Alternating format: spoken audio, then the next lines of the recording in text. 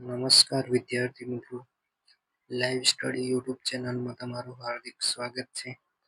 મિત્રો, આજે આપણે ભૂમિખંડો અને મહાસાગરોની ઉત્પત્તિ કેવી રીતના થઈ તેના વિશે માહિતી મેળવીશું. જે મિત્રો ચેનલ પર નવા હોય તે આપણી ચેનલને સબસ્ક્રાઇબ ન કરી હોય તો સબસ્ક્રાઇબ કરી લેજો.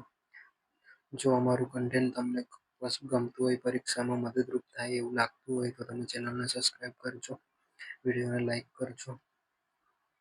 ચાલો તો શરૂ કરીએ છીએ આપણે ભૂમિખંડો અને મહાસાગરો. આ ભૂમિખંડો અને મહાસાગરોની ઉત્પત્તિ કેવી રીતે થઈ હતી તેના વિશે આપણે ડિટેલમાં ભણીશું. અને આના જે ભૂમિખંડો અને સમુદ્ર તળો છે તેના સિદ્ધાંતો પણ આપણે જોઈશું. પૃથ્વીની ઉત્પત્તિ બાદ સૌપ્રથમ અસ્તિત્વમાં આવેલા એટલે ભૂમિખંડો અને મહાસાગર. જ્યારે પૃથ્વીની ઉત્પત્તિ થઈ, પૃથ્વીનો ઉદ્ભવ થયો ત્યારે સૌપ્રથમ ભૂમિખંડો અને મહાસાગરો અસ્તિત્વમાં આવ્યા હતા. પૃથ્વી પર ભૂમિખંડો, મહાસાગરો, પર્વતો, ખીણો, ઉચ્ચ પ્રદેશ અને મેદાનો વગેરે વિશિષ્ટ ભૂભાગો આવેલા છે. આ ભૂભાગો તેમના આકાર, ખડક રચના, ઊંચાઈ, સમતલ વિસ્તારનું પ્રમાણ, ઢોળાવ વગેરે લાક્ષણિકતાઓને કારણે એકબીજાથી જુદા પડે છે. તેથી જ તેઓ ભૂમિ સ્વરૂપ પણ કહેવાય છે. પૃથ્વી સપાટીના ભૂમિ સ્વરૂપોને 3 જૂથમાં વહેંચવામાં આવે છે. પ્રથમ શ્રેણીના ભૂમિ સ્વરૂપો, દ્વિતીય શ્રેણીના ભૂમિ સ્વરૂપો અને ત્રીજું આવે છે તૃતીય શ્રેણીના ભૂમિ સ્વરૂપો. એટલે કે પૃથ્વીના ભૂમિ સ્વરૂપોને આપણે 3 ભાગમાં વહેંચવામાં આવે છે: પ્રથમ શ્રેણીના, દ્વિતીય શ્રેણીના અને તૃતીય શ્રેણીના ભૂમિ સ્વરૂપો. પૃથ્વી અસ્તિત્વમાં આવી ત્યારે સૌ પ્રથમ તો ભૂમિખંડો અને મહાસાગરો જ અસ્તિત્વમાં આવ્યા હતા. પૃથ્વીની ઉત્પત્તિ બાદ સૌ પ્રથમ અસ્તિત્વમાં આવેલા ભૂમિખંડો અને મહાસાગરો પ્રથમ શ્રેણીના ભૂમિ સ્વરૂપો છે. એટલે કે પ્રથમ શ્રેણીના ભૂમિ સ્વરૂપો મહાસાગર અને ભૂમિખંડો આવશે. કાળક્રમે પ્રથમ શ્રેણીના ભૂમિખંડો અને મહાસાગરમાં પૃથ્વીની ભૂગર્ભિક હિલચાલ દ્વારા બનેલા પર્વતો, ઉચ્ચ પ્રદેશો, મેદાનો, પાટખીણો વગેરે વિશિષ્ટ ભૂભાગોને દ્વિતીય શ્રેણીના સ્વરૂપો તરીકે ઓળખવામાં આવે છે. એટલે કે સૌપ્રથમ પ્રથમ શ્રેણીના ભૂમિખંડો અને મહાસાગરો આવશે. આ ભૂમિખંડો અને મહાસાગરોમાં સમય જતા જે પૃથ્વીનું ભૂગર્ભિક હલનચલન છે અને અન્ય પરિબળોના કારણે જે પરિવર્તન આવે છે, એના પછી જે નવા પર્વતો, ઉચ્ચ પ્રદેશો, મેદાનો, પાટખીણો વગેરે વિશિષ્ટ ભૂભાગો આવે છે, જે એ દ્વિતીય શ્રેણીના સ્વરૂપો તરીકે જાણવામાં આવે છે. એના પછી લાંબા સમયગાળા પછી આ દ્વિતીય શ્રેણીના જે ભૂમિ સ્વરૂપો છે, પર્વતો, ઉચ્ચ પ્રદેશ, મેદાનો, પાટખીણો જેવા દ્વિતીય શ્રેણીના ભૂમિ સ્વરૂપો પર બાહ્ય બળો જેવા કે નદી, હિમનદી, પવન, ભૂમિગત જળ વગેરે જેવા બળો લાગવાથી ધોવાણ, ઘસારણ તેમજ નિક્ષેપણ થવાથી તૃતીય શ્રેણીના ભૂમિ સ્વરૂપો અસ્તિત્વમાં આવે છે. આ તૃતીય શ્રેણીના જે ભૂમિ સ્વરૂપો છે તેમાં મેદાનો, કોતરો, ડેલ્ટા, ખીણો, નાની ટેકરીઓ તેમજ વિવિધ અન્ય ભૂમિ ભાગો બને છે. સમુદ્ર કરાડ, રેતીના ટુવા, ઉર્ધ્વગામી અને અધોગામી સ્તંભો ભૂમિ સ્વરૂપોનું સર્જન કેટલીકવાર ભૂકંપ, જ્વાળામુખી, સ્તરભંગ અને ગીડીકરણ જેવી આંતરક્રિયાને આભારી છે. ભૂસંચલનના કારણે પૃથ્વીના પોપડા પર એક વિશાળ ભૂભાગનું વિભાજન થયું હતું. જ્યારે પૃથ્વીનું ભૂસંચલનના કારણે પૃથ્વીના પોપડા પર એક ભૂભાગનું વિભાજન થયું, એટલે એક વિશાળ ભૂભાગ હતો તેનું વિભાજન થયું. મિત્રો, આમાં આપણે પ્રથમ શ્રેણીના, દ્વિતીય શ્રેણી અને તૃતીય શ્રેણીના ભૂમિ સ્વરૂપો છે એ યાદ રાખજો. આમાંથી પ્રશ્નો પૂછાતો હોય છે પરીક્ષામાં, તો એ ખાસ યાદ રાખજો અને વિડીયોમાં અંત સુધી બન્યા રહેજો.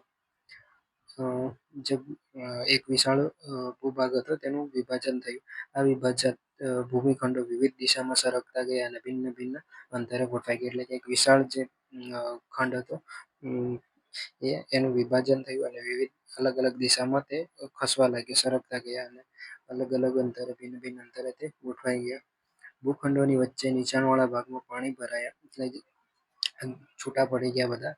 જે નીચાણવાળા ભાગો હતા તે ભાગોમાં પાણી ભરાઈ ગયા. પાણીની સપાટી કરતાં ઊંચાઈએ આવેલા ભૂમિખંડો કહેવાય અને વિશાળ જળરાશિ ધરાવતા વિસ્તારો મહાસાગરો કહેવાય. એટલે કે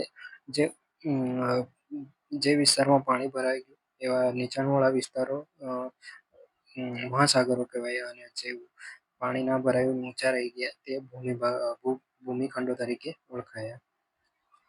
ભૂમિખંડો અને મહાસાગરોના વિતરણની લાક્ષણિકતાઓમાંથી પણ પ્રશ્ન પૂછાય છે. તો મિત્રો આ પણ પોઈન્ટ યાદ રાખજો આના. પૃથ્વી સપાટીનું કુલ ક્ષેત્રફળ આશરે 50.68 કરોડ ચોરસ કિલોમીટર છે. પૃથ્વીનું કુલ ક્ષેત્રફળ આશરે આપ્યું છે 50.68 ચોરસ કિલોમીટર. તેમાંથી લગભગ 36.60 કરોડ ચોરસ કિલોમીટર વિસ્તાર સમુદ્રો અને મહાસાગરો રોકે છે. એટલે કે જે સમુદ્ર અને મહાસાગરો 36.60 કરોડ ચોરસ કિલોમીટર જેટલો વિસ્તાર રોકે છે. તેને આ જે સમુદ્ર વિસ્તાર રોકે છે તેને જલાવરણ કહે છે. અને લગભગ 14.08 કરોડ ચોરસ કિલોમીટર વિસ્તારમાં ભૂમિખંડો આવેલા છે. ભૂમિખંડો 14.08 કરોડ ચોરસ કિલોમીટર વિસ્તારમાં આવેલા છે. આ પોઈન્ટ પણ યાદ રાખજો. મહાસાગરો, સમુદ્રો અને ભૂમિખંડોનું પ્રમાણ અનુક્રમે લગભગ 71% અને 29% છે. એટલે કે મહાસાગરોનું પ્રમાણ આવશે 71%, એટલે પાણી 71% છે અને 29% ભૂમિખંડો છે. વિષુવવૃત્ત પૃથ્વીને ઉત્તર ગોળાર્ધ અને દક્ષિણ ગોળાર્ધમાં એવા બે સરખા ભાગ પાડે છે. એટલે કે આપણે વિષુવવૃત્ત છે એ પૃથ્વીના બે સરખા ભાગ પાડે છે, ઉત્તર ગોળાર્ધ અને દક્ષિણ ગોળાર્ધ. ઉત્તર ગોળાર્ધ જમીન ગોળાર્ધ તરીકે ઓળખવામાં આવે છે. એટલે કે જે વિષુવવૃત્ત બે ભાગ પડે છે પૃથ્વીના, જેમાં ઉત્તર ગોળાર્ધ છે તેમાં સૌથી વધુ જમીન આવેલી છે, જમીન વિસ્તાર આવેલો છે, તેથી તેને જમીન ગોળાર્ધ તરીકે ઓળખવામાં આવે છે. પૃથ્વીનો લગભગ 81% જમીન વિસ્તાર ઉત્તર ગોળાર્ધમાં આવેલો છે, જેમાં ઉત્તર અમેરિકા, યુરોપ, એશિયા, આફ્રિકા અને દક્ષિણ અમેરિકા ખંડના કેટલાક વિસ્તારો આવેલા છે. દક્ષિણ ગોળાર્ધમાં જળરાશિના વિસ્તારો વધારે છે, તેથી તેને જળ ગોળાર્ધ કહે છે. આમાં આ ઉત્તર ગોળાર્ધ અને દક્ષિણ ગોળાર્ધમાંથી પણ પ્રશ્નો પૂછાતા હોય છે.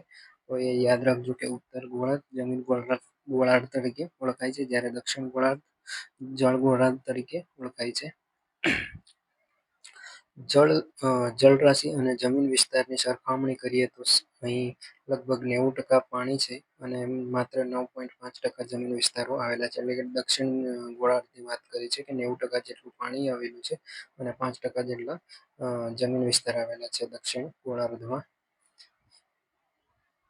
ઉત્તર ગોળાર્ધમાં 200 થી 700 સુધી અને દક્ષિણ ગોળાર્ધમાં 700 થી 800 અક્ષાંશ વૃત્ત સુધી જમીન અધિકતા છે.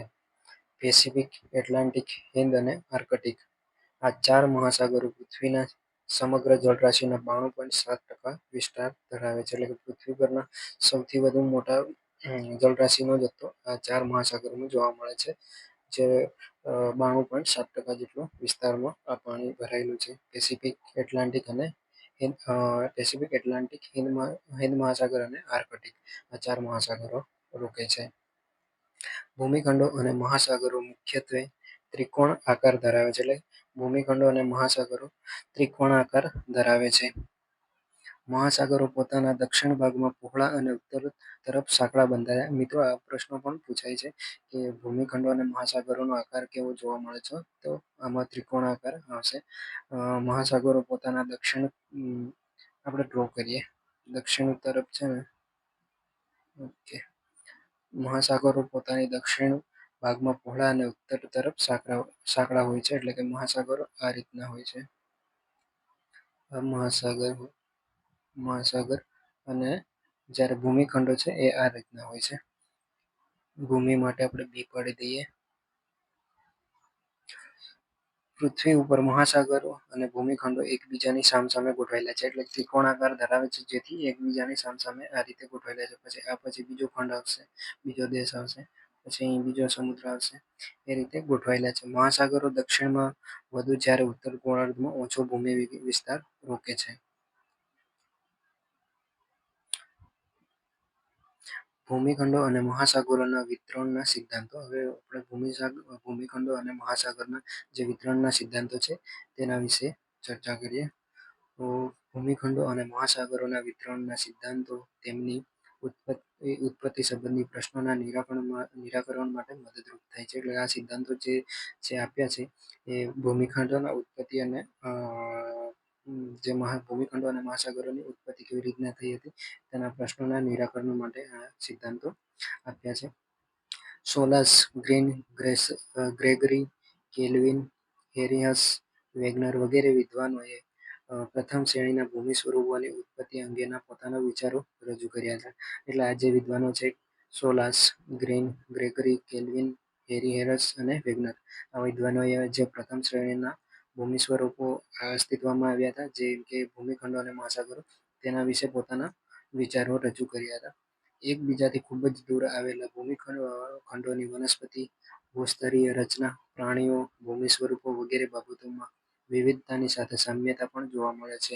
એટલે કે એમનું કહેવું છે કે ભૂમિખંડોની જે વનસ્પતિ છે એ જે એકબીજાથી ખૂબ જ દૂર આવેલા છે ભૂમિખંડો, જેમની વનસ્પતિ, ભૂરચના, પ્રાણીઓ, ભૂમિ સ્વરૂપો વગેરે બાબતો એકબીજાની વિવિધતામાં સામ્યતાઓ પણ જોવા મળે છે, જેથી કરીને આ લોકોએ એમના વિચારો રજૂ કર્યા હતા. ઓસ્ટ્રેલિયાના જંગલોમાં જોવા મળતા કોથળી વર્ગના પ્રાણીઓ દક્ષિણ અમેરિકાની ભૂમિમાં અશ્મિ સ્વરૂપે પ્રાપ્ત થાય છે. ઉત્તર અમેરિકાના એપેલેશિયન અને પશ્ચિમ યુરોપની ભૂમિમાંથી પ્રાપ્ત થતો કોલસો એક જ કાળમાં બનેલા હોવાનું પ્રમાણ મળી આવે છે. એટલે કે આ એમની સાબિતીઓ છે કે જેથી કરીને આ બધા ખંડો એકબીજાથી જોડાયેલા હતા અને તેમની ઉત્પત્તિ વિશે આ લોકોએ તેમના વિચારો રજૂ કર્યા હતા. કેટલાક પ્રદેશોમાં પ્રવર્તમાન આબોહવા કરતાં ભૂતકાળમાં જુદા જ પ્રકારની આબોહવા હતી તેવી સાબિતીઓ પણ પ્રાપ્ત થાય છે. એટલે કે એવી સાબિતીઓ પણ આપણને મળે છે. આવું ત્યારે જ સંભવે જો આબોહવા ધરમૂળથી આપોઆપ બદલાઈ ગઈ હોય, અથવા ઘણા દૂરના ભૂતકાળ વર્તમાન ભૂમિખંડો અન્ય સ્થાને હોય અને પછીથી વિસ્થાપન પામ્યા હોય, ત્યારે જ આવું સંભવે છે. એ સિવાય વેગનરે ખંડ પ્રવાહનો સિદ્ધાંત આપ્યો હતો. જે આપણે વેગનર વિશે જોઈએ, વેગનરે આપેલો ખંડ પ્રવાહનો સિદ્ધાંત, જે દ્વિતીય સંભાવનાને ધ્યાનમાં રાખીને જર્મનીના આબોહવા વિજ્ઞાન પ્રોફેસર આલ્ફ્રેડ વેગનર, જે વર્તમાન ભૂમિખંડ અને મહાસાગરોની ઉત્પત્તિ અને તેના વિતરણને સમજાવતો ખંડ પ્રવાહનો સિદ્ધાંત 1912માં રજૂ કર્યો હતો. એટલે એ વેગનરે 1912માં ખંડ પ્રવાહનો સિદ્ધાંત રજૂ કર્યો હતો. વેગનરનો ખંડ પ્રવાહનો સિદ્ધાંત રજૂ થયો એ પહેલા સ્પેડર, ફિશર, ટેલર, બેકન વગેરે વિદ્વાનોએ પણ આ સંબંધી પોતાના વિચારો રજૂ કર્યા હતા. વેગનરે જે ખંડ પ્રવાહનો સિદ્ધાંત રજૂ કર્યો એ પહેલા સ્પેડર, ફિશર, ટેલર, બેકન વગેરે વિદ્વાનોએ પણ આવા સિદ્ધાંતો રજૂ કર્યા હતા. પૃથ્વીનો ભૂસ્તરીય અને પ્રાકૃતિક ઇતિહાસ તેના ખડકોમાં પ્રાચીન જીવો અને વનસ્પતિ અશ્મિઓ રૂપે સચવાયેલો છે. જુદા જુદા ખંડોના ભૂભાગોમાંથી સામ્યતા ધરાવતા અશ્મિઓ મળી આવ્યા છે. આ માહિતીના આધારે 1912માં એક એવા વિચારનો જન્મ થયો કે આજથી આશરે 20 કરોડ વર્ષ પહેલા વર્તમાન ભૂમિખંડો એકબીજા સાથે જોડાયેલા હતા. એટલે કે જે હાલમાં જે ભૂમિખંડો આપણે દેશો જે ખંડો જોવા મળે છે એ બધા 20 કરોડ વર્ષ પહેલા એકબીજા સાથે જોડાયેલા હતા. એક જ ખંડ હતો, જે પૃથ્વી સપાટી પર એક અને એકમાત્ર જ ખંડ હતો, જેને વેગનરે પેન્જિયા નામ આપ્યું હતું. એટલે કે કરોડો વર્ષો પહેલા એક જ ખંડ હતો. અને આ સાબિતી માટે વેગનરે એક અહીંયા દર્શાવ્યું છે કે જે પેન્જિયા નામનો ખંડ હતો એ એક ને એકમાત્ર ખંડ હતો. પેન્જિયાના જર્મન ભાષા શબ્દ છે. એટલે કે પેન્જિયા શબ્દ એ જર્મન ભાષાનો શબ્દ છે, જેનો અર્થ આદિખંડ થાય છે. ખંડ પ્રવાહના સિદ્ધાંત અનુસાર આ પેન્જિયાના ઉત્તર ભાગને લોરેશિયા અને દક્ષિણ ભાગને ગોંડવાના લેન્ડ કહે છે. એટલે કે જે આ પેન્જિયા નામનો ખંડ હતો તેનો ઉત્તર ભાગ છે તેને લોરેશિયા કહે છે અને દક્ષિણ ભાગને ગોંડવાના લેન્ડ કહે છે. બંને ભૂમિભાગની વચ્ચે પૂર્વ પશ્ચિમ વ્યાપ્ત તેઠીસ સમુદ્ર હતો. એટલે કે જે એક મોટો ભૂમિખંડ હતો એની વચ્ચે એક તેઠીસ સમુદ્ર હતો. તેઠીસની ઉત્તરે આવેલો લોરેશિયા હાલના ઉત્તર અમેરિકા, યુરોપ અને એશિયા ખંડ હતા. જે લોરેશિયા હતો ત્યાં હાલ ઉત્તર અમેરિકા, યુરોપ અને એશિયા ખંડ હતા. તેઠીસની દક્ષિણે આવેલો ગોંડવાના લેન્ડ દક્ષિણ અમેરિકા, આફ્રિકા, દક્ષિણ ભારત, ઓસ્ટ્રેલિયા અને એન્ટાર્કટિક ખંડ હતો. એટલે કે દક્ષિણ ભાગમાં જે ગોંડવાનો લેન્ડ આવેલો હતો તેના વિસ્તારમાં દક્ષિણ અમેરિકા, આફ્રિકા, દક્ષિણ ભારત, ઓસ્ટ્રેલિયા અને એટલાન્ટિક ખંડ આવેલા હતા. એટલે કે કરોડો વર્ષ પહેલા ત્યાં આવેલા હતા. આ પેન્જિયા મહાખંડની ચારે બાજુ એક વિશાળ અને છીછરો પેન્થાલસા મહાસાગર આવેલો હતો. એટલે કે જે આ પેન્જિયા ખંડ હતો મહાખંડ. એની ચારે બાજુ એક જ મહાસાગર આવેલો હતો જેનું નામ હતું પેન્થાલસા. આ સમયે એટ્લાન્ટિક ખંડ અને એ દક્ષિણ આફ્રિકાના દક્ષિણ કિનારા પાસે હતો. આ વિચારધારા ખંડોના કિનારાના આકાર, બંધારણ, વનસ્પતિ જીવસૃષ્ટિ, સ્થાન વગેરેની વિશેષ અદ્યતન માહિતી પૂરી પાડે છે. પેન્જિયાનું કાળક્રમે વિભાજન થતા આ ભૂમિખંડો અને મહાસાગરો અસ્તિત્વમાં આવ્યા. જે પેન્જિયા નામનો ખંડ હતો એનું કાળક્રમે વિભાજન થયું, છૂટા પડી ગયા અને આજના જે ભૂમિખંડો જોવા મળે છે એશિયા, અમેરિકા જે ખંડો છે એ અને મહાસાગરો છે તે અસ્તિત્વમાં આવ્યા. વેગનરની આબોહવા વિજ્ઞાન વેગનર છે એ આબોહવા વિજ્ઞાની તથા ભૌતિક વિજ્ઞાની હતો. તેણે પોતાના ખંડ પ્રવાહના સિદ્ધાંતના સમર્થનમાં ભૂ સ્વરૂપ વિજ્ઞાન, ભૂભૌતિક વિજ્ઞાન, ભૂસ્તર વિજ્ઞાન, આબોહવા વિજ્ઞાન અને અન્ય વિજ્ઞાનોના પુરાવા પણ રજૂ કર્યા છે.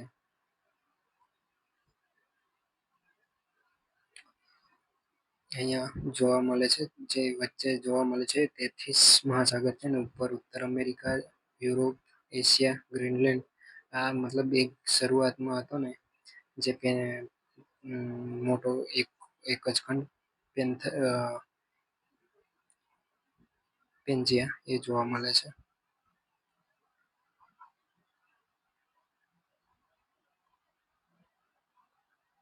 શરૂઆતમાં આ એક મોટો મહાખંડ હતો પેન્જિયા, જેની વચ્ચે એક ટેથીસ મહાસાગર આવેલો હતો અને તેની ચારે ફરતે આ પેન્થાલસા મહાસાગર આવેલો હતો.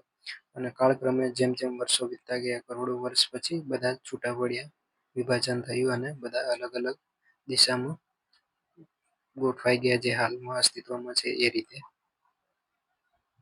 દ્વિતીય જીવયુગ દરમિયાન પૃથ્વીના ગુરુત્વાકર્ષણ અને અન્ય બળોના કારણે પેન્જિયામાં ભંગાણ પડ્યું. એટલે કે જે આ પેન્જિયા છે એમાં ભંગાણ પડ્યું. અલગ અલગ પડેલા ભૂખંડો તેની નીચે આવેલા ભૂરસ ઉપર વિશાળ તરાબાની જેમ તરતા હતા. જેમ કે પૃથ્વીમાં ભૂરસ આવેલું છે જેના ઉપર આ વિશાળ તરાબાની જેમ તરતા હતા આ ખંડો. આ ભૂખંડોમાંથી છૂટા પડેલા કેટલાક ભૂખંડો બળની દિશા તરફ સરકવા લાગ્યા, એટલે કે જે બાજુ બળ લાગ્યું એ તરફ ખસવા લાગ્યા.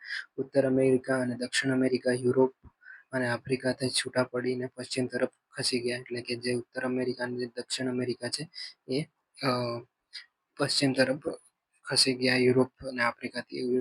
યુરોપ અને આફ્રિકા છે આનાથી છૂટા પડીને આ બંને પશ્ચિમ તરફ ખસી ગયા.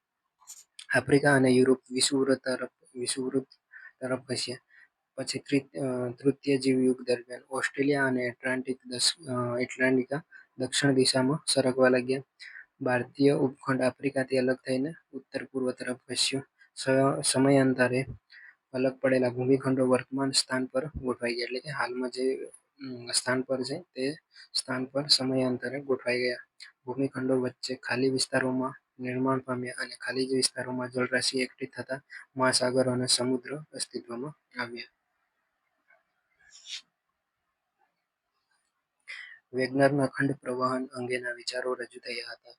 તે મૂળ જર્મન ભાષામાં લખાયેલા તેમના પુસ્તકો પરથી અંગ્રેજી ભાષામાં અનુવાદ થયો. તેમણે રજૂ કરેલા વિચારોની સ્વીકૃતિ મળવા લાગી. એટલે કે તેમણે જે વિચાર રજૂ કર્યા એ વિચારોની સાબિતીઓના આધારે સ્વીકૃતિ સ્વીકારવા લાગ્યા લોકો.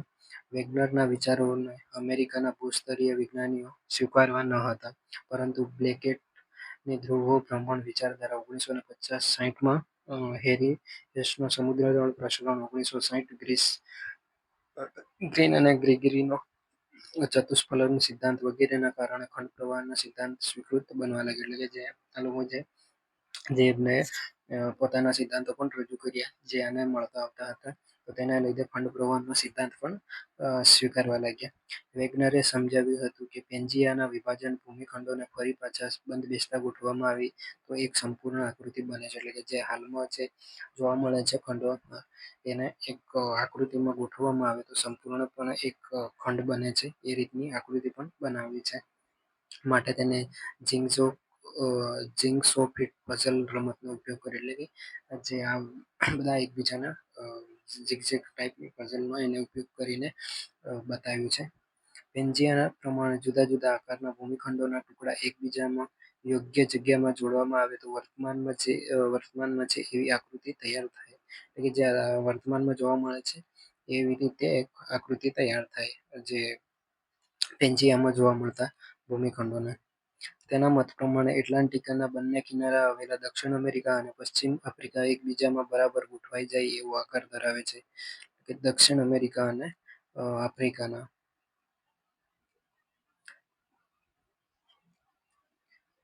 એવી જ રીતે ઉત્તર અમેરિકા અને ગ્રીનલેન્ડ યુરોપની સાથે મળીને એક સંપૂર્ણ આકાર બનાવે છે. ઓસ્ટ્રેલિયાનો ઉત્તર કિનારો બંગાળની ખાડીમાં બરાબર ગોઠવાઈ જાય છે. એટલે કે આ જે પઝલ બનાવી છે એના પરથી આ તેનું તારણ આપ્યું છે. સ્વેસના મતાનુસાર મહાસાગરના તળિયા સહિત આખી પૃથ્વી પર ભૂકવચ પથરાયેલું છે. એટલે કે સ્વેસ ભૂવૈજ્ઞાનિક છે તેને આપ્યું છે કે એમના મતાનુસાર મહાસાગરના તળિયા સહિત આખી પૃથ્વી પર ભૂકવચ પથરાયેલું છે. સાઈમાં શિયાળની સરખામણીમાં વધુ સખત છે. એટલે કે સાઈમાં છે જે એ શિયાળની સરખામણીમાં સૌથી વધુ સખત છે. મધ્ય આફ્રિકા અને બ્રાઝિલના ઉચ્ચ પ્રદેશો એક જ પ્રકારની પ્રાચીન નક્કર આગ્નેય ખડકના બનેલા છે. એટલે જે મધ્ય એશિયા છે અને બ્રાઝિલ એના ઉચ્ચ પ્રદેશો એક જ પ્રકારની પ્રાચીન નક્કર આગ્નેય ખડકોના બનેલા છે. એટલાન્ટિક મહાસાગરના બંને કાંઠાના પ્રદેશનું ભૂસ્તરીય બંધારણ એકબીજાને મળતું આવે છે. અરબ સાગરનો ઉચ્ચ પ્રદેશ, ભારતનો દ્વીપકલ્પીય ઉચ્ચ પ્રદેશ અને પશ્ચિમ ઓસ્ટ્રેલિયાનો વિશાળ ઉચ્ચ પ્રદેશ પણ આ પ્રાચીન આગ્નેય ખડકના બનેલા છે. ઉપરાંત આ પ્રદેશોમાં આવેલી હિમ અસ્માવલીઓ પણ સામ્યતા જણાય છે. એટલે કે જે હિમ અસ્માવલીઓ છે તેમાં પણ સામ્યતા જોવા મળે છે. ઉત્તર અમેરિકાની એપેલેશિયન પર્વતમાળા અને પશ્ચિમ યુરોપ તથા બ્રિટિશ ટાપુઓમાં પર્વતીય ક્ષેત્રોમાં એક જ કાળમાં બનેલા કોલસો પણ મળી આવે છે. આ બધી સાબિતીઓના લીધે ખંડ પ્રવાહનો સિદ્ધાંત સ્વીકારવામાં આવે છે. એટલાન્ટિક મહાસાગરના બંને કિનારાના પ્રદેશમાંથી મળી આવેલી પ્રાચીન વનસ્પતિ અને જીવજંતુના અશ્મિઓ સમાનતા ધરાવે છે. કેટલાક પશુ પંખીઓ પણ સદીઓ વીતી ગઈ હોવા છતાં પોતાના મૂળ વતનમાં સ્થળાંતર કરે છે. જે પશુ પંખીઓ છે એ કેટલીય સદીઓ વીતી ગઈ છે છતાં પણ પોતાના મૂળ વતનમાં સ્થળાંતર કરે છે. ઉત્તર સ્કેન્ડિનેવિયામાં ઉંદર અને અન્ય સરીસૃપો પશ્ચિમ દિશામાં પોતાના પૂર્વજોની વતનભૂમિ આઇસલેન્ડ તરફ સ્થળાંતર કરે છે. આઇસલેન્ડના કેટલાક પ્રાણીઓ ઉત્તર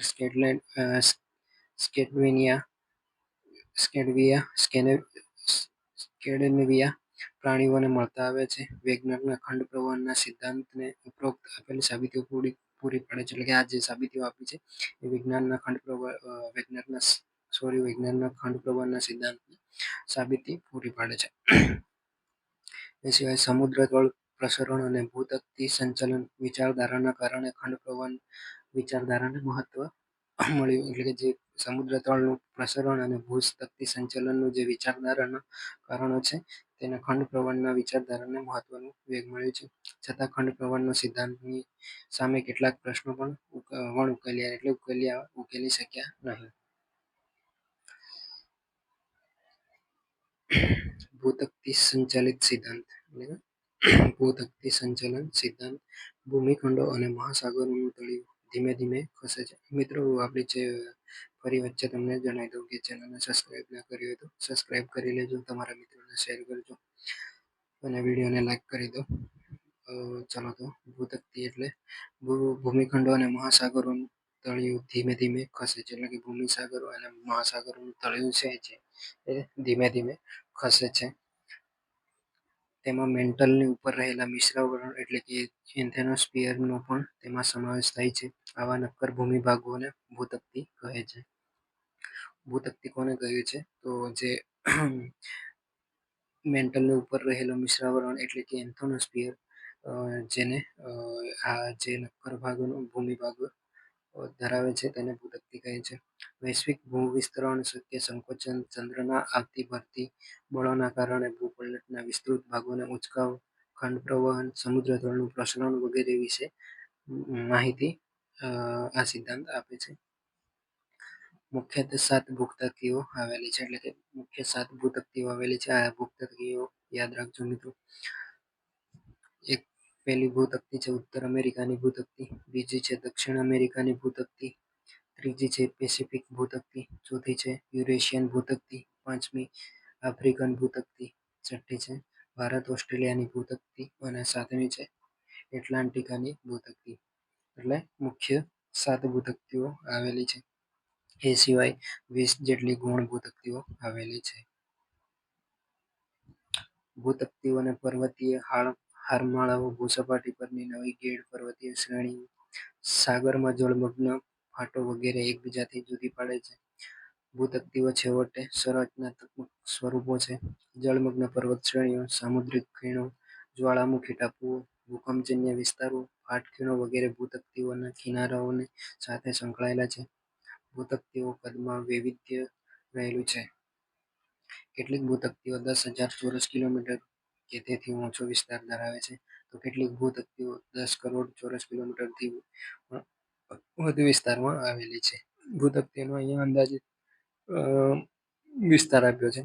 પેસિફિક, આફ્રિકા, યુરેશિયા વગેરે મોટી ભૂતકતીઓ છે. સૌથી મોટી નહીં પણ મોટી ભૂતકતીઓ પૂછાય તો પેસિફિક, આફ્રિકા, યુરેશિયા આવશે. જ્યારે બિસ્માર્ક, સોલેમન, સોમાલિયન, નાજકા, કોકોસ, અરેબિયન, ફ્યુજી, ફિલિપાઇન, કેરોલિન વગેરે નાની એટલે ગૌણ ભૂતકતીઓ છે. જો બે ભૂતકતીઓ એકબીજાથી વિરુદ્ધ દિશામાં ખસતી હોય તો તેમને અપસારી ભૂતકતીઓ કહે છે. આ મિત્રો યાદ રાખજો આપણે કે જે બે ભૂતકતીઓ હોય છે જે એકબીજાથી વિરુદ્ધ દિશામાં ખસતી હોય છે તેને અપસારી ભૂતકતી કહે છે. અને જ્યારે જો બે ભૂતકતીઓ એકબીજા તરફ આગળ વધીને નજીક આવતી હોય તો તેમને અભિસરણ ભૂતકતીઓ કહે છે. આ પોઈન્ટ યાદ રાખજો કે બે ભૂતકતીઓ એકબીજાની સામે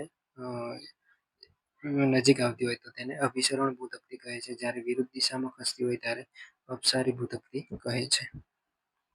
ભૂતકતીઓની જાડાઈ 47 કિલોમીટર કે તેથી વધુ હોવી જોઈએ, કારણ કે ખંડોની સરેરાશ જાડાઈ 40 કિલોમીટર અને સમુદ્ર તળની જાડાઈ 7 કિલોમીટર છે. એક અંદાજ મુજબ ભૂતકતીઓની જાડાઈ સમુદ્ર વિસ્તારો નીચે 70 કિલોમીટરથી માંડીને જમીન ખંડોને નીચે 150 કિલોમીટર હોવી જોઈએ. આ અંદાજ પ્રમાણે આપ્યું છે. ભૂતકતીઓ સરકે છે તેની સાબિતી નિષ્ક્રિય જ્વાળામુખી પર્વત શૃંખલા છે. એમ માનવામાં આવે છે કે એન્થોસ્ફિયરમાં ઉદ્ભવતા ઉષ્ણતાનયન પ્રવાહો ભૂતકતીઓને ગતિશીલ રાખે છે. મેન્ટલમાં અતિ ગરમ ભાગ આવેલો છે, જે જ્વાળામુખીના ઉદ્ભવનો સ્ત્રોત છે. સરકતી ભૂતકતી પર આવેલા જ્વાળામુખીઓ અતિશય ગરમ કેન્દ્ર ભાગોથી દૂર ખસેડાઈ જતા નિષ્ક્રિય જ્વાળામુખી બની જાય છે. કેટલાક ભૂગોળવિદોના ભૂતકતીઓની સરકવાની ક્રિયા માટે ઉષ્મીયન પ્રવાહોના કારણભૂત માનતા નથી. તેઓના મતાનુસાર મિશ્રાવરણમાં રહેલો મેગ્મા સમુદ્ર તળની ફાટ દ્વારા બહાર આવી નવું સમુદ્ર તળ રચે છે. લાવાના ધક્કાના કારણે ઢોળાવની દિશામાં સરકે છે. નવું સમુદ્ર તળ સરકતા પટ્ટાની ગરજ સાથે તેના ઉપર ભૂતકતીઓ સરકતી સીડીની માફક અત્યંત મંદથી સરકે છે, એટલે કે અત્યંત મંદ ધીમે ગતિથી સરકે છે. ભૂતકતી વિચારધારામાં સમુદ્ર તળ પ્રસરણ અને ખંડ પ્રવાહન વિચારધારાઓને એક વૈચારિક સૂત્રમાં બાંધવાનો પ્રયત્ન થયો છે. ભૂમિખંડો અને મહાસાગરોની ઉત્પત્તિ, વિતરણ તથા ગિરિનિર્માણ પ્રક્રિયાને સમજાવવાની આ સૌથી મહત્વની વૈજ્ઞાનિક વિચારધારા છે. એટલે કે જે સૌથી વૈજ્ઞાનિક વિચારધારા છે કે મહાસાગરો, ભૂમિખંડો, મેદાનો એ કેવી રીતના અસ્તિત્વમાં આવ્યા છે તેના વિશે અહીંયા આપ્યું છે. સિદ્ધાંતો: ભારતીય ભૂતકતીનું સંચલન કે આપણે જે ભારતની ભૂતકતી છે તેનું ભૂતકતીનું સંચલન કેવી રીતના થાય છે જોઈએ. ચાલો, વિશ્વમાં કુલ 7 મુખ્ય ભૂતકતીઓ આવેલી છે. તેમાંની એક ભારતની ભૂતકતી પણ છે. આ ભૂતકતી ભારતીય ઉપખંડ, ઓસ્ટ્રેલિયા ખંડ, ટાસ્માનિયા, ન્યુઝીલેન્ડ, હિંદ મહાસાગરનું તળિયું અને પેસિફિક મહાસાગરના નૈઋત્ય વિસ્તારના તળિયાની બનેલી છે. એટલે કે જે આ ભૂતકતી છે એ ભારતીય ઉપખંડ, ઓસ્ટ્રેલિયા ખંડ, ટાસ્માનિયા, ન્યુઝીલેન્ડ, હિંદ મહાસાગર તળિયું, પેસિફિક મહાસાગરનો નૈઋત્ય વિસ્તાર, આ વિસ્તારની આ ભૂતકતી બનેલી છે. ભારતીય ભૂતકતી ઉત્તર પૂર્વ તરફ સરકવાના કારણે ભારતીય ભૂતકતી અને યુરેશિયન ભૂતકતી વચ્ચે દબાણ સર્જાય છે. એટલે કે ભારતની જે ભૂતકતી છે એ ઉત્તર પૂર્વ તરફ સરકે છે એટલે ખસે છે. તેના કારણે ભારતીય ભૂતકતી અને યુરેશિયન ભૂતકતી વચ્ચે દબાણ સર્જાય છે. તેના કારણે હિમાલય પર્વત શ્રેણીનું સર્જન થયું. આ ભૂતકતી ખસી અને યુરેશિયન ભૂતકતી સાથે ટકરાઈ, જેના કારણે હિમાલય પર્વત શ્રેણીનું નિર્માણ થયું હતું. અને આજે પણ તે જગ્યા પર ભૂકંપો થતા રહે છે. એટલે હિમાલયમાં ભૂકંપો થયા કરે છે અને આપણે જમીન પણ ત્યાંથી લેન્ડસ્કેપ પણ થાય છે. જમીન ત્યાંથી ખસકે છે. એપ્રિલ 2015માં નેપાળમાં થયેલા ભૂકંપ આ જ પ્રક્રિયાનું પરિણામ છે. એટલે કે જમીન જે ભારતીય ભૂતકતી અને યુરેશિયન ભૂતકતી બંને એકબીજા ભારતીય ભૂતકતી યુરેશિયન ભૂતકતી વચ્ચે ખસે છે, જેના કારણે 2015માં નેપાળમાં ભૂકંપ આવ્યો હતો. એનું પણ કારણ આ જ બતાવવામાં આવે છે. ભારતીય ભૂતકતી આશરે 75 મિલિયન વર્ષ પહેલા એટલાન્ટિકામાંથી છૂટી પડ્યાનો અંદાજ છે. એટલે કે 75 મિલિયન વર્ષ પહેલા એટલાન્ટિક સાથે જોડાયેલી હતી અને તે છૂટી પડી. આ ભૂતકતી અત્યાર સુધીમાં આશરે 5000 કિલોમીટર અંતર કાપ્યું હોવાનું મનાય છે. એટલે કે જે ભારતીય ભૂતકતી છે એ 5000 કિલોમીટર સુધી અંતર કાપ્યું હોવાનું મનાય છે. ભારતીય ભૂતકતીની ઉત્તરે હિમાલય પર્વત શ્રેણીઓ તથા પશ્ચિમે દક્ષિણ હિન્દ મહાસાગરમાં જળમગ્ન પર્વત શ્રેણીઓ આવેલી છે. એટલે કે ઉત્તર બાજુએ જે હિમાલય પર્વત શ્રેણી આવેલી છે એ ભારતીય ભૂતકતીમાં આવેલી છે અને દક્ષિણ બાજુએ હિન્દ મહાસાગરમાં પણ જળમગ્ન જે પાણીની અંદર આવેલી છે પર્વત શ્રેણીઓ. એ સિવાય જે હિન્દ મહાસાગરના તળિયે આવેલી પર્વત શ્રેણીઓ છે એમાં બે પર્વત શ્રેણી બતાવી છે. 90 ઈસ્ટ હારમાળા અને મેસ્કારેન હારમાળા. આ બંને હિન્દ મહાસાગરના તળિયે આવેલી હારમાળાઓ છે પર્વત શ્રેણીની. આ હારમાળાઓમાં વૈશ્વિક જ્વાળામુખીના પટ્ટા ભાગરૂપ છે. એટલે કે જે આ હારમાળાઓ આવેલી છે એમાં વિશ્વના જ્વાળામુખીના પટ્ટાના જે ભાગરૂપ ગણવામાં આવે છે. તો મિત્રો, અહીંયા આપણે જે ભૂમિખંડો અને મહાસાગરો અને ઉત્પત્તિ વિશેની માહિતી સમાપ્ત થાય છે. કેવી રીતના ઉત્પત્તિ થઈ, આજનું જે અસ્તિત્વમાં આવેલા ખંડો અને મહાસાગરો છે તે કેવી રીતના બન્યા, એના વિશે આપણે માહિતી મેળવી. તો આપણે અહીંયા આ ટોપિક સમાપ્ત કરીએ છીએ. મળીએ છીએ નવા નેક્સ્ટ વિડીયોમાં. ચેનલને સબસ્ક્રાઈબ ના કરી હોય તો સબસ્ક્રાઈબ કરી લેજો. તમારા મિત્રોને શેર કરજો. વિડીયોને લાઈક ના કરી હોય તો લાઈક કરી લેજો. જય હિન્દ, જય ભારત.